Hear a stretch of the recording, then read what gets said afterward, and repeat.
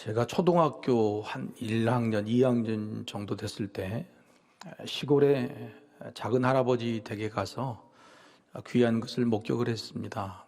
결혼잔치인데 그때는 결혼잔치를 집에서 했죠. 집에서 결혼식 하는 것도 보고 또 그날 저녁에 신랑 신부가 신방을 꾸며놓고 첫날 밤을 치르는 것도 밖에서 어른들 따라서 구경했던 그런 기억도 있습니다. 그뿐만 아니고 그 다음날 신혼여행을 떠나는데 신혼여행이 1박 2일로 다녀온 것 같아요. 가까운 곳에 가서 지내고 왔는데 신혼여행을 다녀오는 그때까지 집에 잔치가 끊이지 않았고 또 신랑 신부가 신혼여행을 다녀오는 그때도 더 큰 잔치를 열었던 그런 기억이 있습니다. 좋게 한 3일 정도는 온 동네가 잔치를 열고 함께 기뻐했다고 하는 그것들을 제 아주 어린 시절인데도 기억이 또렷합니다. 여러분, 잔치가 뭘까요? 왜 잔치를 엽니까? 나에게 기쁜 일이 생겼을 때 함께 기뻐했으면 좋겠다. 사람들을 불러서 함께 기뻐하려고 여는 것이 잔치죠. 결혼 이야기를 말씀드리는데 여러분, 결혼에 관한 준비를 어떻게 하는지 우리가 한번 생각해 볼 필요가 있는 것 같아요. 지금 만약에 결혼을 하려고 하면 요즘 결혼식장 구하기가 너무 힘들대요. 1년 전에 이제 구해야 된다고 합니다. 근데 결혼식장을 구하러 갈 때 신랑 신부 자녀들은 뭘 볼까요? 어떤 결혼식장을 볼까요? 사진 찍기 좋은데, 그렇죠? 멋있게 막 조명이 잘 되는데 이런 것을 아마 볼 건데 신랑 신부의 부모님들은 뭘 볼까요? 그렇죠. 어떻게 잘 아세요? 신랑 신부의 부모님들은 아마 음식을 볼 겁니다. 저도 그럴 것 같아요. 자녀들은 잔치가 아니 자기 잔치죠. 자기 잔치를 위해서 사진 잘 찍히고 이런 것들, 자기 잔치를 위해서 결혼식을 준비하죠. 근데 그건 잔치가 아닙니다. 그러면 혼자 그냥 웨딩포토 찍고 혼자 사는 게 나아요. 사람들을, 그 많은 사람들, 힘들고 어려운 사람들을 수백 명을 불러들였으면 그 사람들이 함께 기뻐할 수 있도록 만드는 것이 그게 잔치예요. 그런데 자기만 즐기려고 자기 좋은 대로 잔치를 한다고 하는 것은 그게 잔치인가 생각해 볼 필요가 있다고 생각이 됩니다. 그래서 어른들은, 저희 같은 부모님들은 잔치를 열고 반드시 모든 사람들이 기뻐할 수 있는 음식을 따져보는 겁니다. 음식을 준비하는 것이죠. 그래서 잔치 자리에 음식이 참 중요하다 하는 생각이 듭니다. 예전에는 결혼식 하면은 결혼을 하려고 하면은 옆에 사람이 그랬죠. 나 국수 좀 먹어줘. 그랬잖아요. 그렇죠. 근데 여러분, 진짜 제가 충청도로 가니까 결혼식 때 국수만 주더라고요. 얼마나 섭섭했는지 몰라요. 충청도 때 제가 젊은 나이에 또 충청도로 가서 직접 얼마나 뭡니까 충청도. 그런데 결혼식장에 가니까 진짜 국수만 내오더라고요. 그래서 마음이 굉장히 섭섭한 마음이 있다고 하는 겁니다. 성경에 보면은 잔치 이야기가 많죠. 특히 예수님께서 잔치에 대한 이야기를 말씀을 많이 하셨어요. 잔치를 열어놨는데 손님들이 오지 않는다. 또 잔치에 온 사람들이 잔치를 즐거워하지 않는다. 오늘 누가복음 15장의 이야기를 우리가 조금 깊이 있게 좀 살펴볼 필요가 있다고 하는 겁니다. 누가복음 15장 읽은 이야기는 여러분 잘 아실 겁니다. 세 가지 비유의 말씀이죠. 오늘 두 가지 앞에 있는 두 비유를 읽었고 마지막에 있는 비유는 길어서 읽지 않은 것뿐입니다. 첫 번째 비유는 양 100마리를 치고 있었는데 한 마리의 양을 잃어버렸죠. 그리고 99마리를 들에 두고 한 마리를 찾으러 가서 찾았어요. 그리고 얼마나 기쁜지 벗과 이웃들을 불러서 잔치를 열고 함께 기뻐하자 이야기합니다. 함께 즐기자, 함께 나와 함께 즐기자, 기뻐하자라고 이야기를 해요.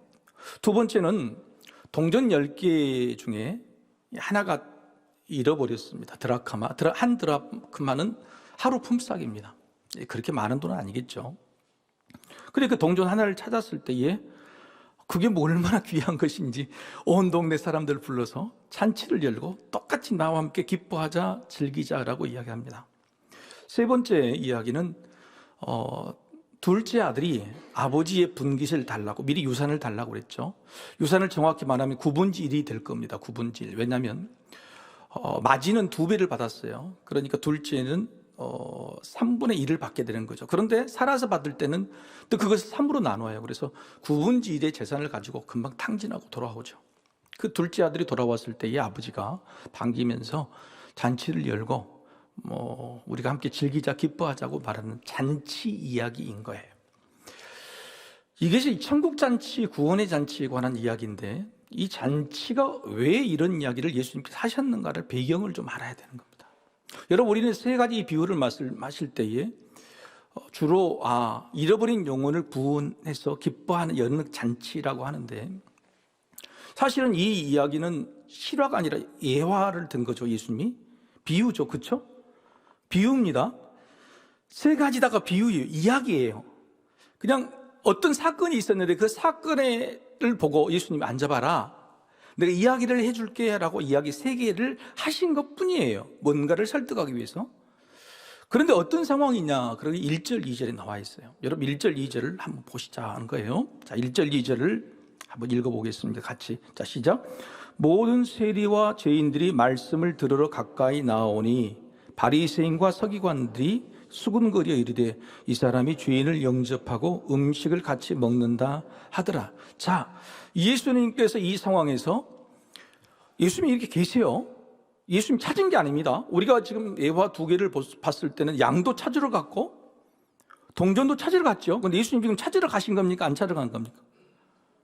아니, 세리와 죄인들을 예수님 찾으셨습니까? 그들이 다가왔습니까? 1절 읽으셨잖아요. 뭐죠? 세리와 죄인들이 말씀을 들으러 예수님께 찾은 게 아니에요. 자, 그렇다면 세 번째 비유는 예수님이 하나님이 아버지가 둘째 아들 찾았습니까? 둘째 아들이 다시 아버지께로 왔습니까? 그렇죠. 세 가지 비유 중에서 차근차근 비유가 발전된 근본적인 비유는 뭐냐면 이야기하는 상황과 제일 맞아떨어지는 것은 세 번째 비유인 거예요. 사람을 찾으러 가서 저 사람을 찾은 구원의 기쁨이 아니고 영접한 겁니다. 2절을 보실까? 2절. 다시 한번 2절 보세요. 2절. 바리새인과 서기관들이 수군거려 이르되 이 사람이 죄인을 영접하는 거, 찾은 게 아니라 영접하고 음식을 같이 잔치를 열었다고 하는 겁니다. 그래서 예수님이 이 모습을 보고 세 가지 비유를 이야기하는 거예요. 자, 그러면 이 세 가지 비유는 예수님께 다가온 죄인과 세리들을 향해서 한 이야기입니까? 아니면 그 사람들을 보고 수군거렸던 바리새인과 서기관들을 향해서 한 이야기입니까? 모르시겠습니까? 바리새인과 서기관들을 향해서 한 이야기예요. 이 세 가지는 그럽니다. 야, 너희가 왜 수군거려? 이 잔치를 쑥덕거려? 왜 나를 비난해? 나는 이 죄인과 세리들을 만나가 이들을 구원하는 것이 너무너무 기뻐 즐거워. 그렇게 이야기하고 계시는 거예요. 죄인과 세리들에게 이야기한 게 아니라 죄인과 세리들과 함께 먹고 잔치를 벌인 예수님을 못마땅한 바리새인과 서기관들을 향해서 너희들 그러면 안 돼, 이렇게 이야기하시는 말씀이에요. 자, 그러다면 세 번째 이야기를 잘 아시죠? 세 번째 이야기, 아버지를 찾아온 작은 아들을 위해서 잔치를 벌입니다. 그럴 때 그 작은 아들에게 잔치를 벌여준 그것을 싫어하는 사람이 누구예요? 큰 아들이죠. 작은 아들이 싫어했어요? 아니죠. 큰 아들이 싫어했죠. 자, 그러면 바리새인과 서기관은 누굽니까? 큰 아들이죠. 여러분, 첫 번째, 두 번째, 세 번째 비유에 정말로 예수님이 하고 싶은 말은 바리새인과 서기관들에게 하고 싶은 말이에요. 그러면 이 비유 세 가지의 중점인 마지막 세 번째 비유는 작은 아들이 중심입니까? 왜 이렇게 큰 아들이 중심입니까? 원래는 큰 아들이 중심이라고 볼 수 있는 거죠. 여러분, 이게 무슨 이야기냐면 이겁니다. 예수님께서 바리새인과 서기관들을 정죄하거나 비난하려고 한 게 아니에요. 너희들을 위해서도 이 잔치가 열려 있다고 하는 거예요. 너희들을 위해서도 너희들이 이 잔치의 주인공이라고 하는 겁니다. 그런데 왜 너희들은 너희들을 위한 잔치에 참여하지 않느냐? 마치 이 잔치는 죄인과 세리들, 다른 사람의 잔치처럼 너희는 방관하고 있느냐? 그렇게 이야기하고 있는 거예요. 여러분, 첫 번째 이야기의 6절 말씀이죠. 한 마리의 잃은 양을 찾은 건 중요한 게 아니에요. 6절을 어떻게 했습니까? 집에 와서 그 벗과 이웃을 불러 모으고, 벗과 이웃이 누구예요? 아까 죄인과 세리입니까? 서기관과 바리새인입니까? 서기관과 바리새인이잖아요. 두 번째 비유죠. 한 동전을 찾았습니다. 그리고 나서 9절 말씀이죠. 9절 말씀. 또 찾아낸 즉 누구를 불렀어요?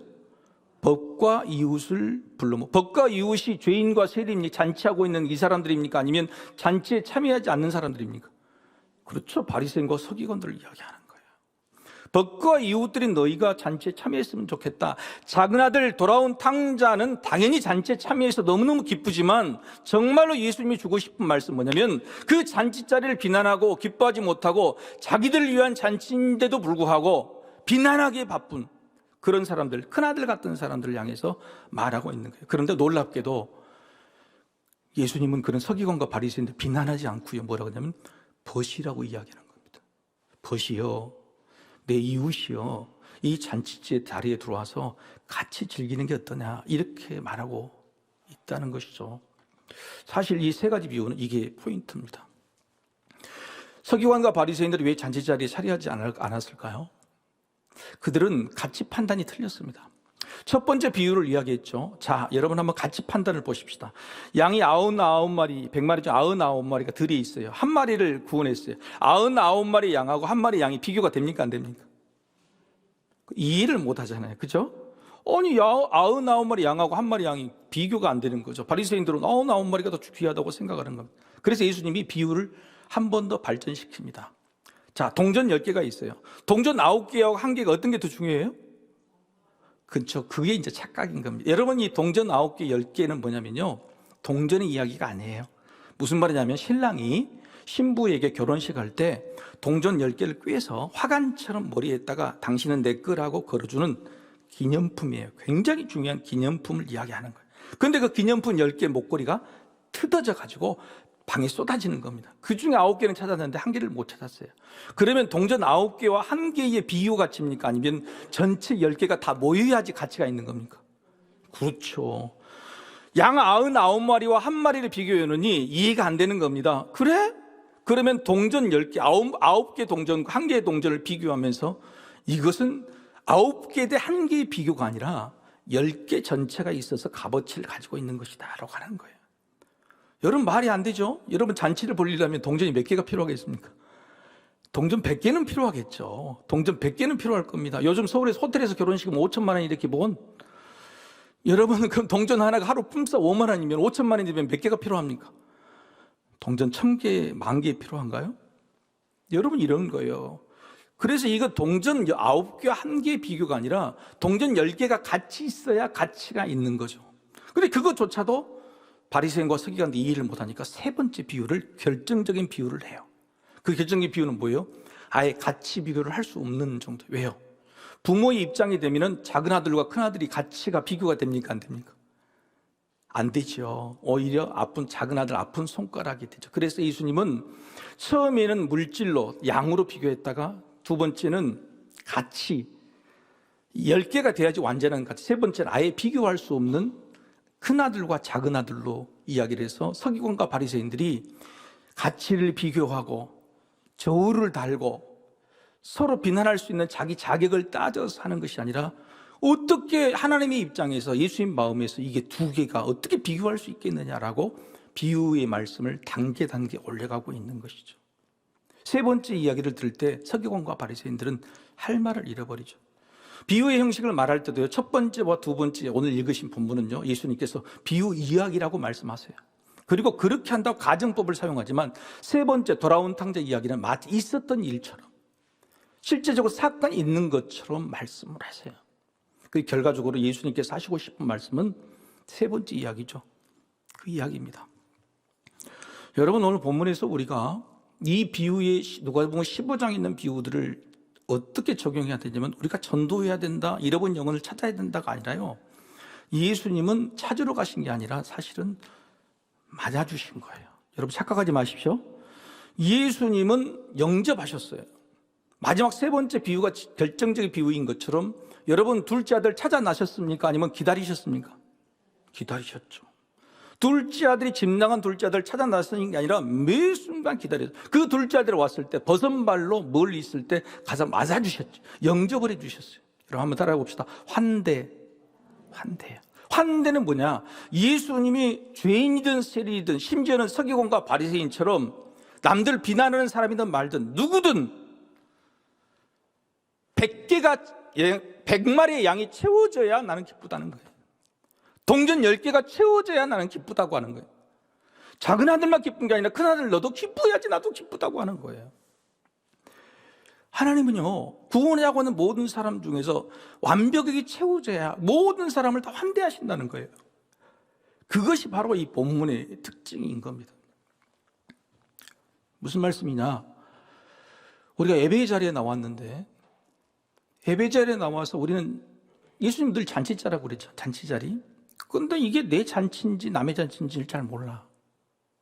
예수님의 나를 환대해 주시고 내가 죄를 지었던 세리든 창기든 바리새인처럼 외식을 했던 위선을 했던 예수님이 초청해 주고 만들어준 이 잔치자리에 우리가 정말로 예수님이 나를 반겨 주시구나 하는 환대의 마음을 이해하고 온다 그러면 정말 이게 잔치자리가 되는데, 예수님은 누가 됐든 자격도 따지지 않고 너희들 100명이 전부 다 와야 내가 행복하다고 말씀하시고 손을 벌리고 계시는데, 이 자리에 와서 예배 드리면서도 마치 내 자리가 아닌 것처럼, 초대받지 않는 사람처럼 잔치자리에 왔는데 뭔가 인상을 쓰고 불편하고 마치 남의 사람들을 비판하고 비난하고 판단하고 이런 모습을 가지고 있는 사람들에게 예수님 말씀하신 거예요.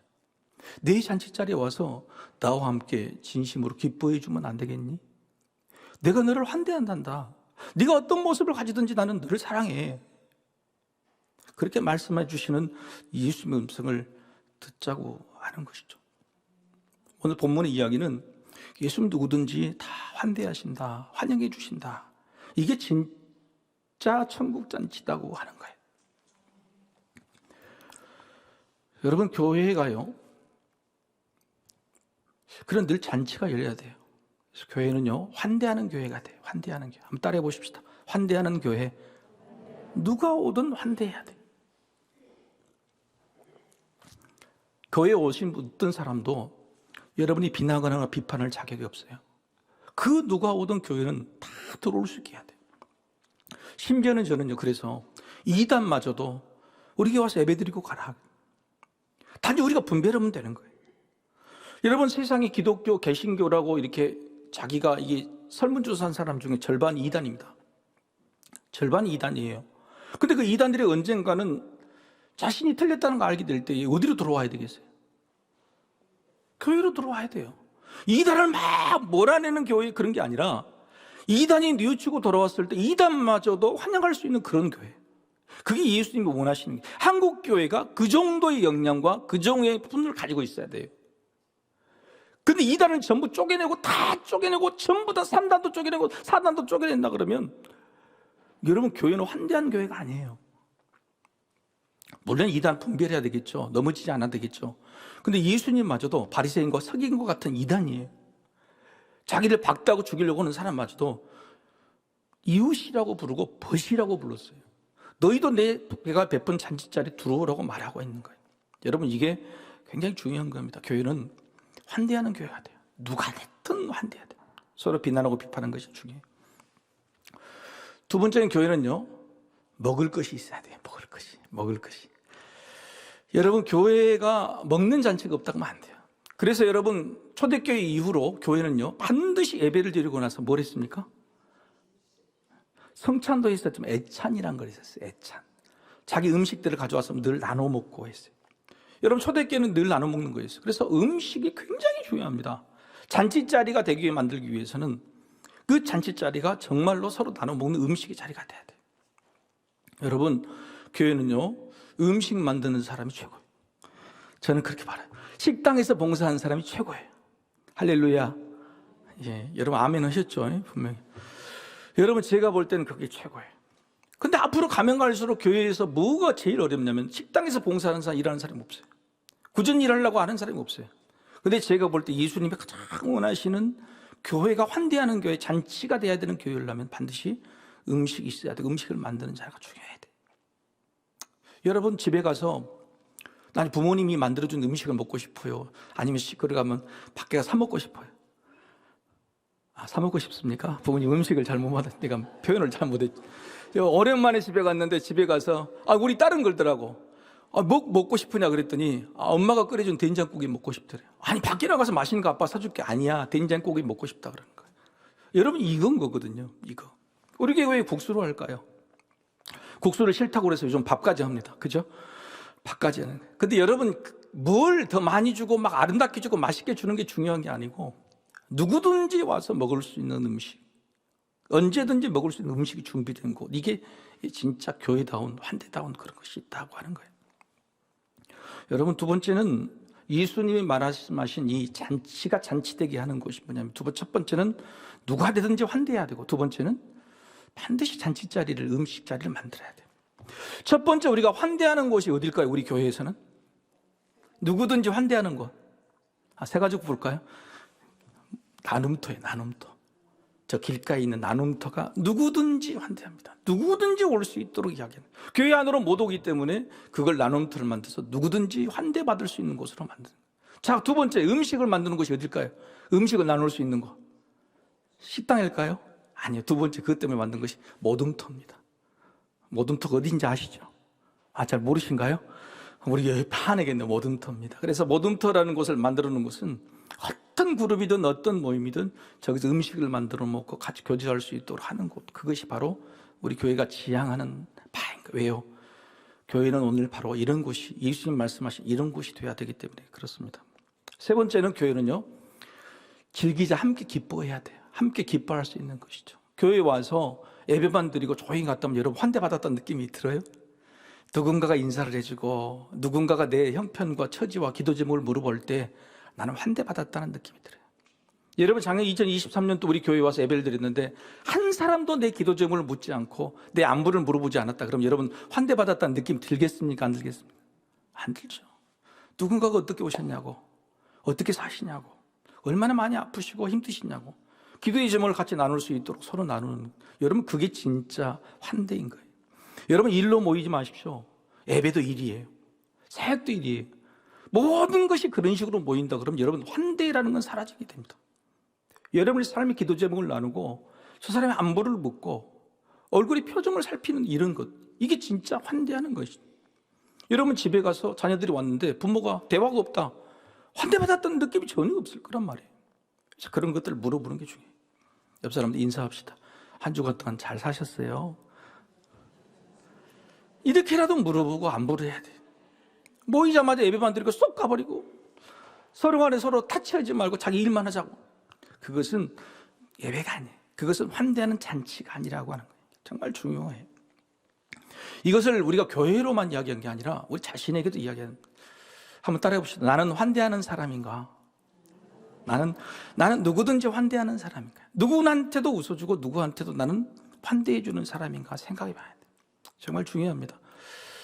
여러분, 이 환대하는 사람이 진짜 예수를 믿는 사람이에요. 예수님의 마음을 가지고 있는 사람, 환대하는 사람, 어디든지 환대해주는 사람이 중요하다. 근데 나는 환대하는 사람인가 아닌가? 서기관과 바리새인처럼 저것들은 왜 저래? 비난하고 같이 판단하고 하는 것이 아니고 누구든지 환대하는 사람, 누구든지 그 사람하고 만나고 싶은 이런 사람이 돼야 돼요. 그러려면 여러분 인상 좀 펴십시오. 환대만이 중요합니다. 여러분도 환대라는 말이 호스피탈리티잖아요. 근데 그 말이 나중에 뭐가 되는지 알아요? 병원이 됐어요. 호스피탈. 그러니까 환대하면은 병이 고쳐지는 거예요. 여러분, 교회에 와서 환대하는 교회가 돼야지 병이 고쳐질 줄로 믿습니다. 이게 진짜 원이거든요. 그래서 환대만 해도 된다는 거예요. 내 사랑하는 가족들에게, 내 주변에 있는 사람들에게 내가 환대하는 사람만 돼도 내 인생이 펴기 시작해. 내 얼굴 표정만 바꿔도 내 인생이 펴지는 게 중요해요. 두 번째는 중요한 것은 뭐냐면 마음이 기뻐야 되잖아요. 그죠? 마음이 기쁘지 않으면 기쁠 수가 없잖아요. 진짜 하나님의 기쁨이 나의 기쁨인가? 하나님이 좋아하시는 일이 나에게도 좋아하는 일인가? 한번 생각해 볼 필요가 있어요. 이것은 여러분이 진지하게 사색을 하셔야 돼요. 지난주 말씀처럼 정말 나는 하나님이 기뻐하는 일을 기뻐하는 건가? 아니면 내가 원하는 일로 그냥 기뻐하는 것인가를 진실로 한번 생각해 볼 필요가 있다고 하는, 그 기쁨의 가치가 중점이 다르기 때문에 교회와도 잔치 같지 않은 것이, 내가 원하는 것만 이루어져야지 잔치가 되는 거예요. 세 번째는 여러분, 교회에 와서 우리가 진짜 잔치가 되려면요, 한번 따라해 보십시오. 사역이 아니라 동역. 이게 뭐냐면 사역은 일입니다. 근데 동역은 뭐죠? 고린도 교회가 굉장히 훌륭한 교회였습니다. 근데 고린도 교회가 나중에 너무 열심히 있어서 서로 파당이 나눠졌어요. 바울로파, 게바파, 예수님파고 나눠졌죠. 근데 그들이 대부분 열심히 안 한 거예요. 사역을 너무너무 열심히 하다 보면 경쟁적으로 이르게 된 거예요. 바로 그 모습을 보고 사도 바울이, 야, 너희들 정말 열심히 한다고 칭찬해 줍니다. 그런데 뭐라 그러냐면, 너희들은 사역자가 아니라 동역자야, 이렇게. 어떤 동역자일까요? 하나님의 동역자야, 이렇게 이야기하는 겁니다. 여러분, 우리가 교회 안에서 서로 간에 서로를 환대하고 기쁨의 잔치를 만들려면, 나는 지금 사역 일을 하는 것이 아니고 하나님의 일을 돕는 하나님의 동역자라는 생각을 해야 돼요. 그게 없으면 싹군인 거예요. 그런 일하기 싫죠. 그러면 자기 자신도 기쁘지 않아요. 자기 자신도 예배가 잔치가 되지 않아요. 그럼 아무런 능력이 나타나지 않습니다.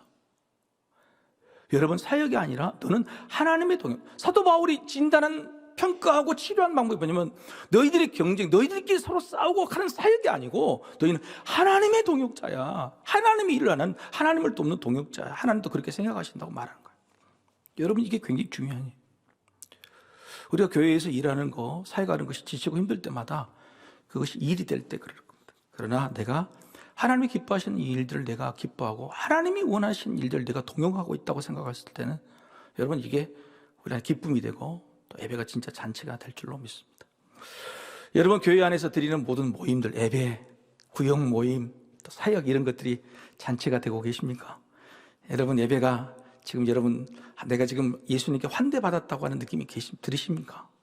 이게 회복이 돼야 된다는 거예요. 여러분, 올해 여러분에게 가장 중요한 것은 이 두 가지만 기억하고 말씀 마칠게요.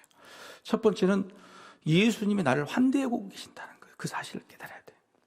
내가 어떤 세리든 죄인이든 바리새인이든 서기관 상관없이 내가 와야지 예배가 완전해진다는 그 느낌이 있어요. 그 마음이 있어야 돼요. 99마리의 왕이 오도 내 한 마리 양 내가 와야 하나님이 기뻐하신다. 할렐루야. 그런 마음으로 여러분이 예배를 참석하셔야 돼요. 나는 환대받는 존재다. 나는 하나님이 너무너무 기뻐하시다. 내가 없으면 슬퍼하신다고 하는, 서운해하신다고 하는, 섭섭해하신다고 하는, 내가 와야 잔치가 열린다고 하는 그런 마음이 나에게 있어야 된다고 하는 것이 굉장히 중요해요. 여러분, 예를 들어 저 집에가 제 경험을 한번 말씀드리면, 제가 어렸을 때 우리 아버지가 아들 둘에 딸 하나를 아주 혹독하게 키웠습니다. 공부를 시킬 때 한 달에 한 번씩 월말고사를 보는데, 한 달에 한 번씩 학교에서 월말고사를 보면은 90점이 기준이에요. 90점 이상 맞으면 학력장을 주는데, 90점 이상 학력장을 받아오면 짜장면을 사주고, 90점 밑으로 안 받아오면 짜장면 안 사준다, 그렇게 약속했어요. 그런데 꼭 저는 항상 받아왔어요. 죄송합니다. 항상 받았습니다. 항상. 그런데 우리 동생들은 늘 점수가 89점 아니면 88점이에요. 너무나, 80점 밑으로 떨어지니 거의 89점 아니면 88점이에요. 근데 우리 동생들이 89점, 88점 맞아왔을 때 우리 아버지가 짜장면 사줬을까, 안 사줬을까? 안 사줬어요. 절대 안 사줘. 그러면 내가 가서 짜장면 먹으면 내 마음이 기쁠까, 슬플까? 한 번도 동생들이 없는 짜장면이 맛있은 적이 없어요. 불편해. 먹어도 불편해. 내가 95점, 98점 막을 보다도 90점 간당간당하고 우리 동생들도 90점 막았을 때, 그때 짜장면이 제일 맛있어요. 다 먹었을 때. 우리에게 그런 마음이 있냔 말이에요. 이런 마음이 드는 것이 진짜 믿음이에요. 다만 먹으면 짜장면 먹으면 된다가 아니가요. 저 사람도 먹었으면 같이 먹었으면 좋겠다, 함께 먹었으면 좋겠다고 하는 그런 마음이, 여러분, 이게 진짜인 거거든요. 그게 잔치거든요. 여러분, 우리가 교회에서 예수님께서 이렇게 누구든지 다 먹었으면 좋겠다고 하는 그 환대하시는 그 마음을 우리가 알 때, 우리도 그런 마음이 들게 되는 겁니다. 두 번째는 좀 잔치를 많이 여는 사람이 됐으면 좋겠어요. 여러분, 집에서 잔치를 많이 좀 엽시다. 집을 떡떡 하고 내 마음도 뚝뚝 가다버리고 누군가에게 같이 만나서 그 자리가 잔치자리가 되고 서로 나누고 콩 한 쪽이라도 하고 이렇게 하는 그런 마음이 돼야 되는데, 해마다 가면 갈수록 문고리를 참고 잘라내요.